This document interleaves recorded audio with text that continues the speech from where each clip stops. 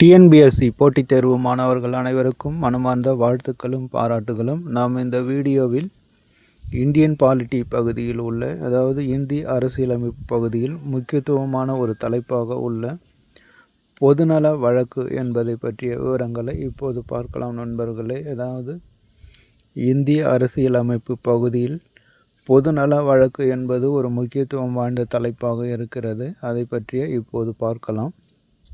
அதாவது பொதுநல வழக்கு என்பது என்றால் என்ன என்பதை பற்றி பார்த்து விடுவோம். பொதுமக்களின் நலனுக்காக எந்த ஒரு தனிநபரும் நீதிமன்றத்தை அணுகி மனு அளிக்க முடியும். இப்படி தனிநபருக்காக ஒருவர் நீதிமன்றத்தில் வழக்கு தொடுக்கக்கூடிய ஒரு வழக்கு தான் பொதுநல வழக்கு என அழைக்கப்படுகிறது. இது 3 வகையாக தாக்கல் செய்யலாம் நண்பர்களே. முதலாவதாக, இந்திய அரசியலமைப்பு சட்டப்பிரிவு படி, அதாவது ஆர்டிக்கல் 32 படி உச்சநீதிமன்றத்தில் இந்த பொதுநல வழக்கானது தாக்கல் செய்ய முடியும். அதாவது இந்திய அரசியலமைப்பு சட்டப்பிரிவு 32 படி பொதுநல வழக்கானது உச்சநீதிமன்றத்தில் தாக்கல் செய்யலாம். அல்லது இந்திய அரசியல் சட்டப்பிரிவு 226, அதாவது ஆர்டிக்கல் 226 படி பொதுநல வழக்கானது உயர்நீதிமன்றத்திலும் தாக்கல் செய்யலாம். அல்லது பை இந்தியன் கான்ஸ்டிடியூஷனல் ஆக்ட், அதாவது இந்திய அரசியலமைப்பு சட்டப்பிரிவு ஆர்டிக்கல் 133 படி, அதாவது 133 படி நடுவர் நீதிமன்றங்களிலும் இந்த பொதுநல வழக்கை தாக்கல் செய்யலாம் நண்பர்களே. அதாவது பொதுநல வழக்கானது 3 விதமான நீதிமன்றங்களிலும் தாக்கல் செய்யலாம். முதலாவதாக ஆர்டிக்கல் 32 படி உச்சநீதிமன்றத்திலும் இந்த பொதுநல வழக்கு தாக்கல் செய்ய முடியும். அதற்கடுத்து ஆர்டிக்கல் 226 படி உயர்நீதிமன்றத்திலும் இந்த பொதுநல வழக்கு தாக்கல் செய்ய முடியும். அதற்கடுத்து ஆர்டிக்கல் 133 படி நடுவர் நீதிமன்றங்களிலும் இந்த பொதுநல வழக்கை தாக்கல் செய்யலாம். அதற்கடுத்து பொதுநல வழக்கு எதற்கு தொடுக்க முடியும் என்பதை பற்றி இப்போது பார்க்கலாம். அதாவது எந்தெந்த விவகாரங்களுக்காக ஒருவர் பொதுநல வழக்கை நீதிமன்றங்களில் தாக்கல் செய்யலாம் என்பதை பற்றிய இப்போது பார்க்கலாம். கொத்தடிமை தொழிலாளர்கள் முறை தொடர்பான விவகாரங்களை பொறுத்து பொதுநல வழக்கு தாக்கல் செய்யலாம். அதுக்கடுத்து ஆதரவற்ற குழந்தைகள், அதாவது கைவிடப்பட்ட குழந்தைகளுக்கு எதிராகவும், அதாவது அவர்களுக்கு ஆதரவாக பொதுநல வழக்கு தொடரலாம்.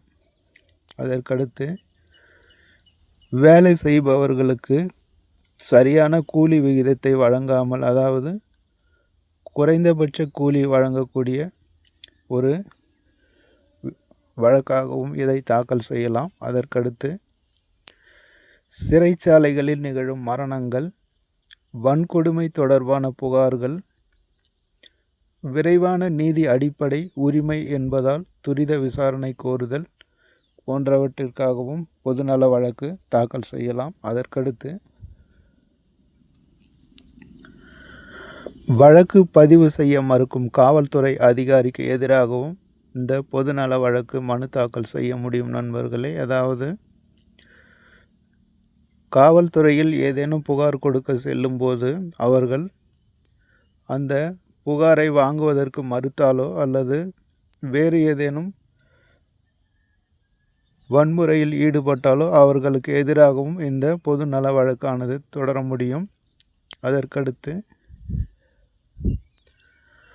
வரதட்சணை கோரி பெண் வன்கொடுமை, மணப்பெண் தீவைப்பு, பாலியல் வன்கொடுமை, கடத்துதல், கொலை, குற்றவதை செய்தல் போன்ற குற்றங்களுக்கு எதிராகவும் இந்த பொதுநல வழக்கு தாக்கல் செய்யலாம். அதற்கடுத்து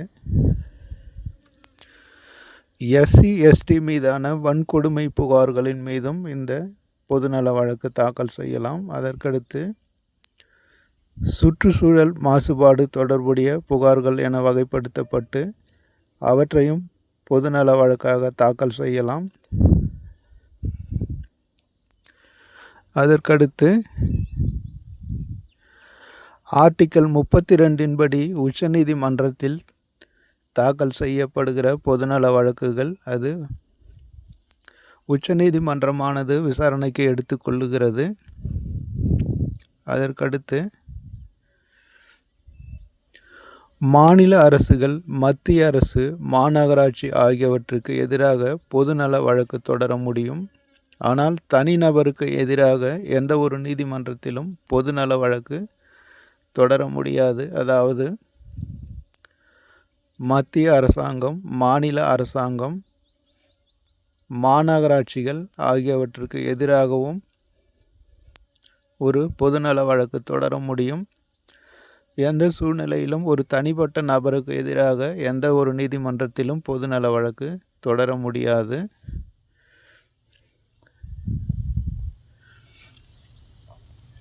அதற்கடுத்து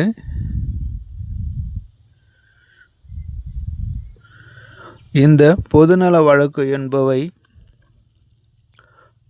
பங்களிப்பு நீதி என்ற பெயரில்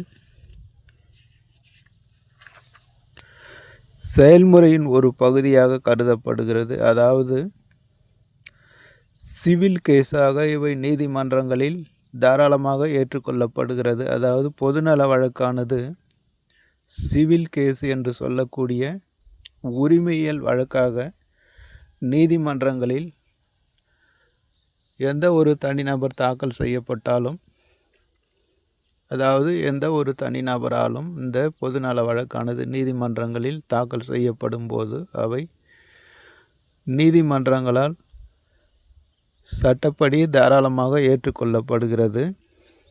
எனவே இந்த பொதுநல வழக்கானது பங்களிப்பு நீதி என்றும் அழைக்கப்படுகிறது. அதற்கடுத்து முக்கியமாக டிஎன்பிசியில் கேட்கப்பட்ட ஒரு கேள்வி,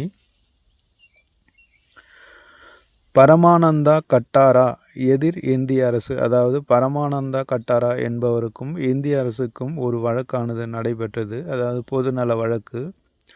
இது மருத்துவ தொழிலில் உள்ள ஒவ்வொரு நபரும் காயமடைந்த எந்த ஒரு குடிமகனுக்கும் வழக்கமான நடைமுறைகளை காரணம் காட்டி காத்திருக்க வைக்காமல் மருத்துவ உதவியினை செய்ய வேண்டும் என்றும் முக்கியத்துவம் வாய்ந்த ஒரு தீர்ப்பினை உச்சநீதிமன்றம் வழங்கியது. அதாவது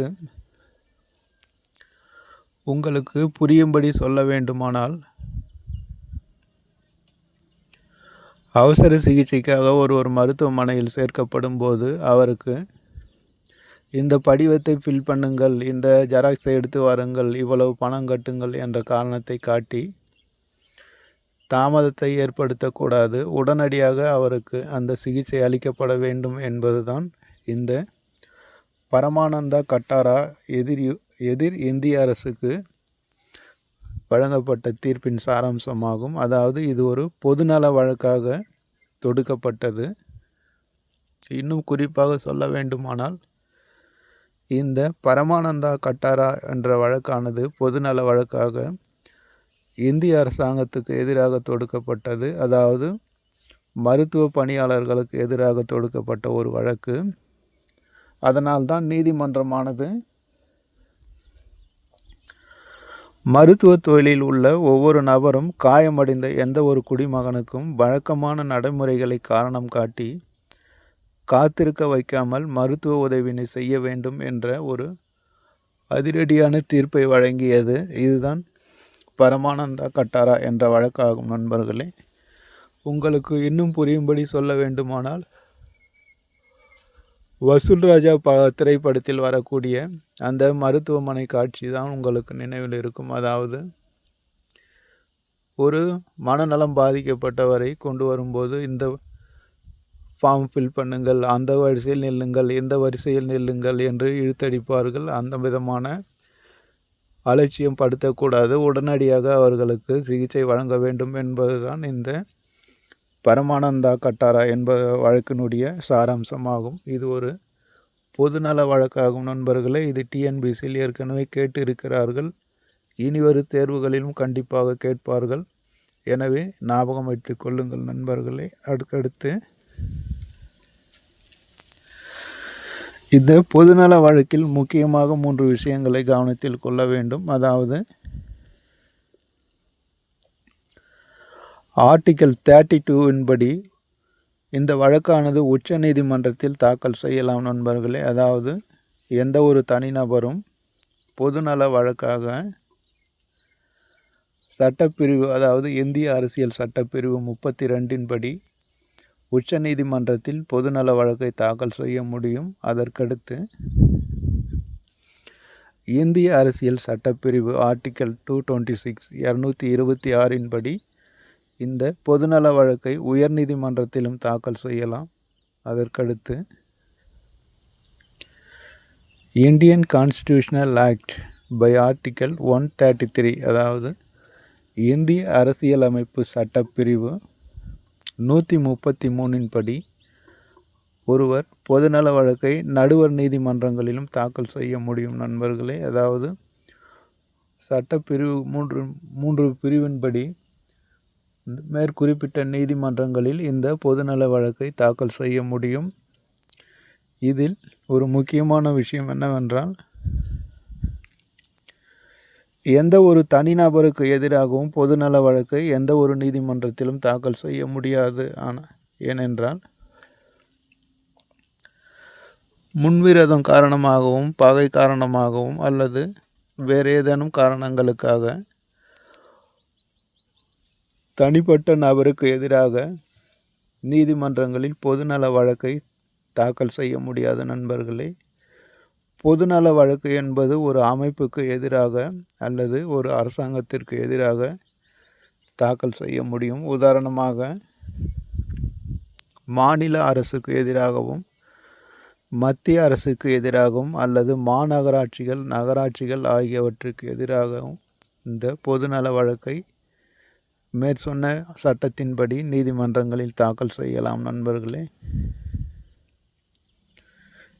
அதற்கடுத்து இந்த பொதுநல வழக்கு என்பவை பங்களிப்பு நீதி என்ற பெயரில் அழைக்கப்படுகிறது. இது எந்த விதமான சூழ்நிலைகளில் எப்படிப்பட்ட அமைப்புகளுக்கு எதிராக தாக்கல் செய்ய முடியும் என்பதை மேலே பார்த்திருக்கிறோம். அந்த குறிப்பிட்ட சமூகத்தை சேர்ந்த அமைப்புகளுக்கு எதிராக பொதுநல வழக்கை தாக்கல் செய்யலாம்.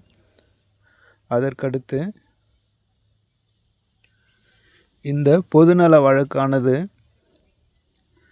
நீதிமன்றங்களில் இந்த 3 சட்டப்படி எந்த நீதிமன்றத்தில் தாக்கல் செய்தாலும் நீதிமன்றங்களால் ஏற்றுக்கொள்ளப்படுகிறது. அதற்கடுத்து இந்த பரமானந்தா கட்டாரா எதிர் இந்திய அரசு என்பது ஒரு பொதுநல வழக்காகும். இது